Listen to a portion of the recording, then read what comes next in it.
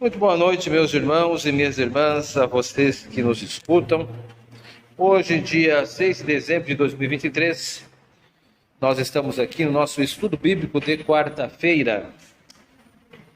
Em nosso último encontro, nós vimos que a subscrição confessional não se originou com os documentos redigidos nos séculos 16 e 17, mas que remontam lá ao quarto século com o Concílio de Nicéia, do ano de 325 depois de Cristo. Afinal de contas, toda a igreja ocidental e também oriental da época precisava subscrever a doutrina da Trindade. Caso contrário, quem não o fizesse era associado ao arianismo. Relembrar, meus queridos irmãos, que o Concílio de Nicéia foi um grande evento convocado pelo imperador Constantino para tratar de uma controvérsia que estava acontecendo na época, que era o arianismo. O arianismo é uma doutrina do presbítero Ário de Alexandria, que advogava que existia apenas Pai. Ele não acreditava na Trindade. Então, é um tipo de monarquia, monarquia. E a igreja, então, ela se reúne a fim de apresentar uma proposição, uma defesa a essa ideia. Muito bem. O credo apostólico e o credo niceno, em seus usos litúrgicos, fomentam um sentimento de pertencimento à única santa e católica igreja. Sua importância reside não apenas na excelência de sua forma escrita, mas em sua antiguidade, no testemunho que dão à unidade da igreja através de gerações. Na adoração, os credos expressam a conexão viva entre os cristãos contemporâneos e seus ancestrais espirituais. Quem diz isso não sou eu, mas Rayburn, autor de um artigo sobre subscrição confessional.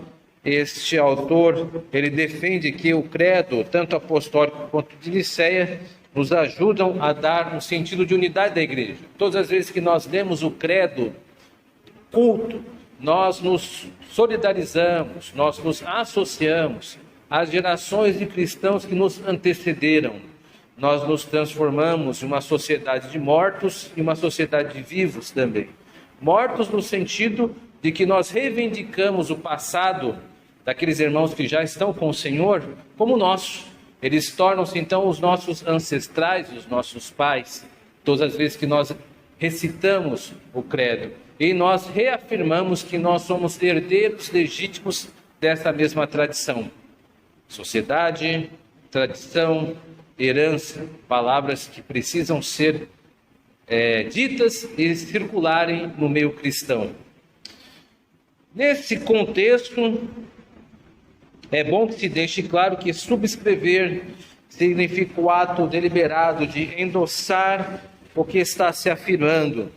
Uma pública confissão de admissão, de subordinação à proposição feita. Então, aqui, arrazoado acerca do que significa subscrever. Todos nós, presbiterianos e presbiterianas, subscrevemos os símbolos de fé, por exemplo. Isso significa que nós adotamos como nosso, nós os admitimos e subordinamos às suas afirmações, às suas asserções.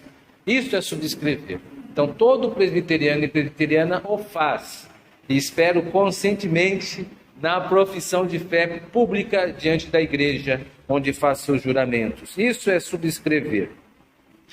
Veremos que essa prática não tem raízes apenas dentro da historiografia, tanto a historiografia antiga, da Igreja do Ocidente e do Oriente. Aqui eu me refiro no período dos impérios, né? Império Romano Ocidental, que embora já tenha praticamente caído no século V, ainda nesse período tem sua influência. Nós estamos no quarto século, no credo de Nicéia, e o Império Romano Oriental, o Império Romano Bizantino, com toda a sua tradição de Constantino. Agora, então, nós vamos nos debruçar sobre a subscrição e vamos separar em dois grandes blocos. Cada bloco contendo algumas argumentações. Eu pontuei para que nós conseguíssemos acompanhar o desenvolvimento. É importante que nós tenhamos clareza do que está sendo dito, a fim de que possamos aprender melhor. Então não é um excesso de didatismo, que é aquela ideia de tudo está dando aula, tudo sendo professoral, não é isso, mas que é importante que você que está aqui presente e você que me escuta consiga entender as marcações e quando começa o argumento e quando termina o outro, porque senão a gente vai se misturar. Então comecemos por esse bloco, por uma consideração do conceito da subscrição como atitude. Então vamos olhar o que a subscrição é nos textos bíblicos, mas a subscrição como uma atitude. O que quero dizer? Vou explicar no ponto 1. A ideia de subscrição que circula no Antigo Testamento. Sim, a ideia de endosso, de admissão e subordinação, elas já estão no Antigo e no Novo Testamento. Comecemos pelo Antigo. Vemos no texto inaugural sobre a Páscoa egípcia, lá em Êxodo, no capítulo 12, 26, o seguinte: quando vossos filhos vos perguntarem, que rito é este? Responderei, é o sacrifício da Páscoa do Senhor, que passou por cima das casas dos filhos de Israel no Egito. Os israelitas não poderiam associar o rito que herdaram de seus pais com qualquer outro tipo de explicação. A explicação dada pelo texto de Êxodo era normativa e deveria ser admitida e endossada publicamente. Então veja que Moisés não dá outra alternativa. Ele diz: quando vocês comemorarem a Páscoa, vocês vão dizer isto que eu estou dizendo, vocês vão repetir. Isto. Não deu aos israelitas a possibilidade de eles associar o que eles quiserem, a ser uma interpretação aberta. Então, aqui há já alguns traços do que seria uma subscrição. É uma admissão orientada, de uma interpretação.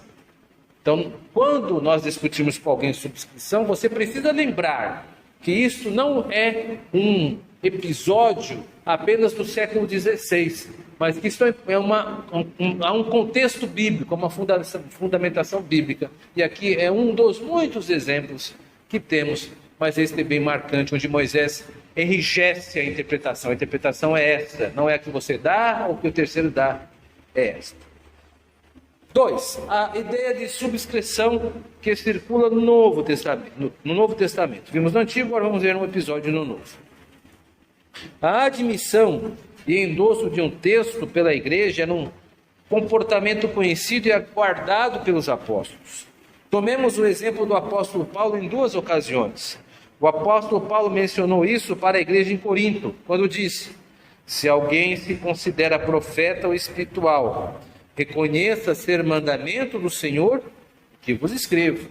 Então perceba aqui em 1 Coríntios capítulo 14, verso 37, que Paulo, ele associa a ideia de uma pessoa ser espiritual se ela admite o texto que Paulo dá, a orientação que o Paulo dá como provinda do próprio Deus, que a subscreve, que endossa, que acompanha, que admite.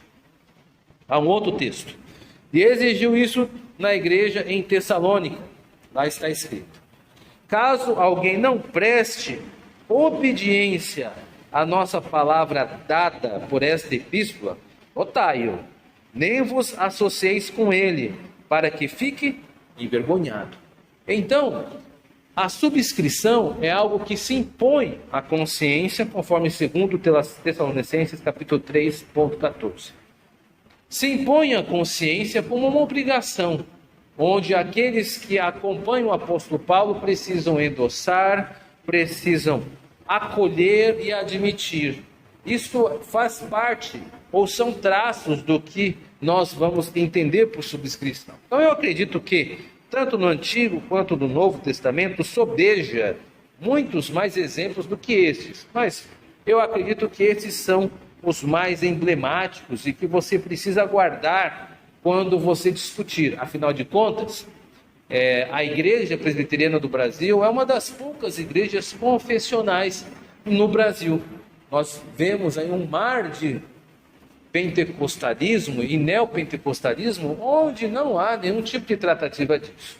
Então, nós somos cristãos subscritores. Isso que precisa ser determinado. Nós somos subscritores conscientes. Nós vamos ver que tem outro tipo de subscrição. Mas, por enquanto, eu acredito que nós temos elementos suficientes para demonstrar que temos fundamentação bíblica para a nossa prática. Agora nós vamos entrar numa segunda temática, que os outros argumentos vão acompanhar. Nós acabamos de nos familiarizar com o conceito de subscrição. Veja, eu estou me aproximando do conceito de subscrição, mas nós vimos de uma maneira individual, por um apóstolo, e de maneira escriturística, isto é, as verdades eternas são a palavra de Deus e como tal devem ser acolhidas. Veremos um episódio que nos servirá de modelo para a subscrição que estamos abordando nesse estudo, uma subscrição, uma decisão normativa da igreja enquanto instituição que deve ser admitida e endossada. Estou fazendo essa observação porque alguém pode dizer assim, mas o apóstolo Paulo e Moisés disseram isso, mas eles estavam falando da palavra de Deus. Eles não estavam falando isso de um texto normativo de uma comunidade. Calma, eu disse que nós temos traços. No livro de Êxodo e também no Novo Testamento. Traços de uma subscrição. Agora, o nosso argumento vai receber uma outra camada. Nós temos um traço mais consolidado de subscrição no exemplo que nós vamos dar agora, que é o terceiro argumento, a ideia de subscrição expressa no Concílio de Jerusalém. Então vamos agora avolumar a nossa argumentação. Esta controvérsia aqui que ocorre, eu vou dividir em dois subargumentos, argumentos secundários. Então o título seria a ideia da subscrição expressa no Concílio de Jerusalém. Vemos aí, primeiramente, que houve uma controvérsia de interpretação. O livro de Atos dos Apóstolos informa que em suas primeiras décadas a igreja de Jerusalém recebeu a incumbência de arbitrar uma controvérsia. De um lado, existia uma parcela da igreja que afirmava que os gentios deveriam circuncidar-se para serem considerados cristãos. Está lá em Atos 15:1, a seguinte expressão, o seguinte segmento: se não vos circuncidares segundo o costume de Moisés, não podeis ser salvos. De outro lado, existiam aqueles que discordavam enfaticamente com este posicionamento. Segundo Atos 15:2, próximo segmento: tendo havido da parte de Paulo e Barnabé contenda e não pequena discussão com eles, resolveram que esses dois e alguns outros dentre eles subissem a Jerusalém aos apóstolos e presbíteros com respeito a esta questão. Então vemos aqui que Atos 15 começa com uma controvérsia. Dois grupos, cada um defendendo um entendimento, cada um com as suas fundamentações bíblicas, cada um com as suas racionalizações. Mas eles não conseguiam chegar num consenso. Essas duas partes. Então pedem para que o colégio apostólico, situado naquele momento em Jerusalém, se pronunciasse de forma arbitrária, de arbitrar. O que é nos colocar como árbitro? Significa que nós vamos entregar a um juiz que há de julgar a nossa demanda, mas que esse juiz ele tem poder sobre as duas partes. Esse poder pode ser traduzido por um juízo formado, e também com esse juízo, acoplado a esse juízo, existem também punições ou premiações, caso não seja acompanhado. É o que acontece no Concílio de Jerusalém. Vamos ver então como a controvérsia se desenvolve. Então tem um subtítulo: a controvérsia gerou uma decisão que precisava ser endossada pelas igrejas. Decidiu-se que os gentios não deveriam tornar-se judeus, mas apenas que abstenhais das coisas santificadas a ídolos, bem como o sangue de animais sufocados e das relações sexuais ilícitas. Esta foi a decisão do colégio apostólico verbalizada, vocalizada por Tiago. Foi nomeada então uma comissão, contando com a presença de Paulo e Barnabé para divulgar a autoridade dessa decisão, com a seguinte justificativa dos apóstolos: visto sabermos que alguns que saíram de entre nós sem nenhuma autorização vos têm perturbado com estas palavras, transtornando a vossa alma. Atos 15, 24. Então ocorre aqui a solução da controvérsia, promove-se um texto. O texto ele tem 3 cláusulas aqui que deveriam ser observadas. Primeiro, os gentios não precisariam se circuncidar, isso foi ponto, mas eles teriam que abster-se das coisas sacrificadas a ídolos, que era muito comum na época. O mercado da época tinha dessas peculiaridades de servir a animais que foram abatidos para templos e às vezes não tinham sido usados. Sangue de animais sufocados, aqui é uma indicação de um respeito aos escrúpulos judaicos. Nós sabemos que os judeus eles têm uma dieta, que eles não comem algumas coisas e comem outras, né? O sangue tem a ver com isso. E em terceiro, que eles deveriam, obviamente, abster-se das relações sexuais ilícitas, ou seja, a ideia de que deveriam promover casamento, né? O casamento tem que ser respeitado e não ter relações sexuais com nenhuma outra pessoa, senão seu cônjuge. Veja o nível de libertinagem que existia na época para ter se registrado esse tipo de apontamento. Basta nós lembrarmos que a igreja de Corinto estava um absurdo com estas questões, tanto é que Paulo precisou dizer para que os irmãos daquela igreja não utilizassem serviços de ir a prostíbulos. Os absurdos aconteciam no primeiro século, mas que Deus teve misericórdia e retirou isso do seu povo. Mas aquilo era um momento de preocupação para os apóstolos e registrarem então na sua decisão. Então, meus irmãos, nós temos aqui, irmãos e irmãs, nós temos aqui então já um formato, já um desenho de uma espécie de texto que requer subordinação, adoção, admissão, que se subscreva aquilo que os apóstolos estavam dizendo por causa da sua autoridade. Tiago é muito enfático, diz que aquelas outras pessoas que pensam diferentes não são pessoas autorizadas por uma normativa do colégio apostólico. Deixo agora, para nossas considerações sobre essa parte da argumentação, um recado ainda do Raymond, que ele diz o seguinte: nenhum homem, por mais talentoso que seja, pode reproduzir em seu próprio pensamento o processo pelo qual a igreja foi levada a essas convicções a respeito das doutrinas fundamentais que são expressas em seus credos. É desprezar a providência divina, supor que se pode ou deve ignorar, ou minimizar a finalidade que se atribui às formulações definitivas dessas épocas de reflexão sobre os ensinamentos da Bíblia. Então, aqui é uma advertência, que é uma grande arrogância pensar que os objetos doutrinários que nós acolhemos, quais são esses objetos? São as grandes doutrinas, como a Trindade, ou a Deidade e a humanidade de Cristo, podem ser por nós enunciadas de uma maneira pessoal, voluntária, sem nenhum tipo de dificuldade, simplesmente por causa dos nossos pensamentos. É claro que não. Esse tipo de posicionamento da igreja foi construído com séculos e séculos e séculos de tempo. A Trindade mesmo, eu tenho certeza que muitos irmãos não conseguiriam explicar, porque de fato é uma doutrina mais revelacional do que explicativa. Entretanto, isso não os deixa menos cristãos. Se eu perguntar, vocês creem na Trindade? Vão dizer certamente que acreditam na Trindade. Você sabe me explicar como é que ela foi construída? Eles vão dizer, não sabemos, mas acreditamos.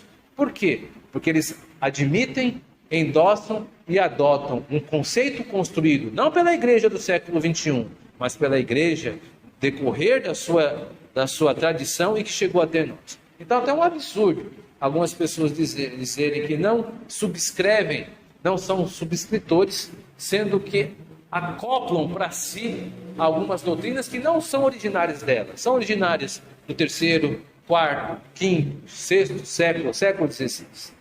Então aqui há uma advertência de presunção de algumas denominações que não se reconhecem como subscritores. Vamos então agora ao nosso quarto argumento, que agora é um argumento que trata sobre algumas críticas comuns à ideia de subscrição. Algumas pessoas acreditam que a subscrição não é tão interessante. Algumas pessoas que ouvem que os presbiterianos são subscritores como algo que inferioriza a Bíblia. Certas pessoas de outras denominações às vezes podem afirmar, apontando para a Bíblia: este é o único credo de confissão que eu sigo a Bíblia, eu não sigo confissão, eu não sigo credo. Só que eles esquecem que todo cristão, ele é um subscritor. Basta saber se ele se enquadra no grupo e tem consciência disso ou não. Então, todo cristão, toda cristã é um subscritor ou uma subscritora, subscreve uma confissão. Quem vai nos alertar sobre isso é Truman, autor do livro Imperativo Confessional. Muito arguta a sua colocação quando ele diz o seguinte: desejo afirmar a inexistência da divisão entre cristãos subscritores de credos e confissões e os que não os subscrevem. Em vez disso, os cristãos se dividem entre quem subscrevem credos e confissões públicos, sujeitos a escrutínio, isto é, julgamento, avaliação e crítica públicas, e quem subscreve credos e confissões particulares, muitas vezes improvisados, não registrados e, portanto, vedados ao escrutínio público, insubmissos ao teste da Escritura, a fim de ter a veracidade examinada. Então veja, Truman ele vai no ponto, no nervo, ele fala: todo cristão ele é subscritor. Ele pode não ter consciência disso, mas ele é. Isso aqui é muito interessante, porque nenhuma igreja do século XXI, eu estou aqui repetindo o argumento anterior, nenhuma igreja do século XXI pode reivindicar ter inventado a doutrina da Trindade. Ora, meu querido, minha querida, se você entende que ninguém inventou o conceito da Trindade, então você adotou ele, você adotou para si, você adotou algo que não é seu. Então você é um subscritor, você é uma subscritora. Quer ter consciência disso, quer não. Nós agora estamos dizendo no século XXI, hoje, dia 6 de dezembro, de que se você não tinha a ideia disso agora, eu quero que saiba que você é um subscritor, uma subscritora, sim. Empregado esse pensamento de Carl Truman, no seu livro, como eu disse, podemos ver que existem então dois tipos de igrejas: aquelas que sabem porque creem, registram e publicam suas crenças para que possam ser examinadas pelas pessoas, e aquelas que afirmam que não são subscritores, mas se comportam como endossando a Trindade, por exemplo, que eu acabei de dizer, e contraditoriamente tolerando pregadores que apresentam traços de monarquismo, uma doutrina herética, que afirma apenas a pessoa do Pai, e não considera o Espírito Santo e Jesus Cristo como Deus. Estou dando um exemplo aqui, que às vezes existem alguns pregadores que eles não são subscritores assumidos. E se a igreja não é também uma subscritora, ele pode dizer o que ele bem entender, o que vier na cabeça dele. Nós temos aqui testemunhos de irmãos que vieram de outras denominações, e eles dizem que as pessoas se sentem muito à vontade. Eu vou aqui orar, aí em uma oração fala assim: ó Pai, tu que morresses na cruz, salvaste dos nossos pecados. Qual que é o problema dessa oração? Essa oração é uma oração herética, literalmente, porque ela atribui ao Pai uma ação do Filho, confundiu o Pai com a obra do Filho. Quem morreu na cruz foi Jesus Cristo, não foi o Pai. Aquela foi uma atitude da segunda pessoa da Trindade, o Filho que se encarnou e morreu pelos nossos pecados. É a economia da Trindade que está sendo ignorada nesta oração fictícia que acabei de dizer. O que eu quero dizer, meus irmãos e irmãs, se uma igreja não é subscritora consciente, ela se abre para todo tipo de heresia. não há nenhum tipo de ordem contrária, as pessoas vão dizer o que pensam. É por isso que se torna uma grande passarela de ideias a varejo em denominações, uma verdadeira bagunça, um caos, de coisas desse tipo. Não pode haver um crescimento saudável. Quinto argumento, em tom de considerações finais. A ideia de subscrição associada à igreja enquanto instituição. Uma igreja é uma instituição e é dela, a função de vocalizar a subscrição ou a necessidade dela. Então eu coloco aqui, é preciso, por fim, identificar outro fio que faz parte da trama que se entrelaça com a produção de textos que subscrevemos e necessita ser defendido. Pressuposto de autoridade dos redatores dos textos aos quais subscrevemos. A Bíblia registra que Deus levanta pessoas para que possam construir a defesa das doutrinas e divulgar por meio de ensino para a igreja. Vimos que no Antigo Testamento Moisés informou a vontade do Senhor que deveria ser subscrita, por exemplo, os 10 mandamentos. Vimos no Novo Testamento apóstolos e presbíteros de Jerusalém assumindo o compromisso de defensores e promulgadores dos ensinos que deveriam ser subscritos pela igreja. Embora o cânon bíblico esteja fechado, a igreja, enquanto instituição, por meio dos séculos que seguiram após a morte dos apóstolos, viu-se com a necessidade ou na necessidade de exercer sua autoridade na promoção autoritativa, Eu errei aqui.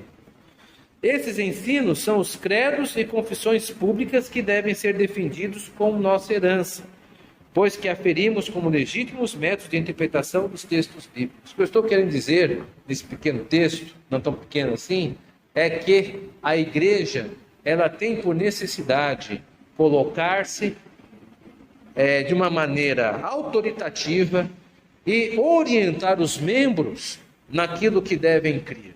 Não pode deixar ao sabor da individualidade e da pessoalidade. Isto é o mal do nosso século, é o mal do liberalismo adotado de uma forma bastante aberta.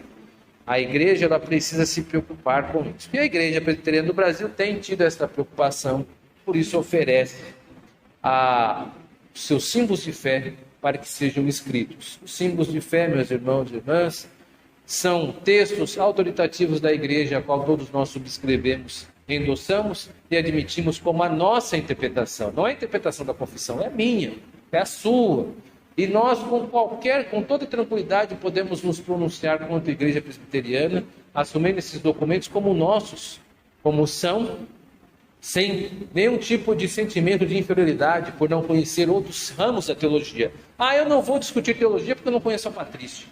Eu não vou discutir teologia porque eu não conheço os pais orientais. Eu não vou discutir teologia porque eu não conheço muito bem a teologia luterana. Não, você tem que conhecer a teologia da tua igreja. Você tem que conhecer as confissões, os catecismos e falar a partir deste ponto de observação e não de outro. Afinal de contas, nós não somos luteranos, nós não somos parte da igreja oriental, nós somos parte de uma igreja brasileira e que adota estes símbolos. Então, com toda a altivez, meus irmãos e irmãs, defendamos os nossos pontos de vista de uma forma bíblica e atemos a nossa consciência a essas interpretações que foram dadas a nós. Que Deus nos abençoe. Amém.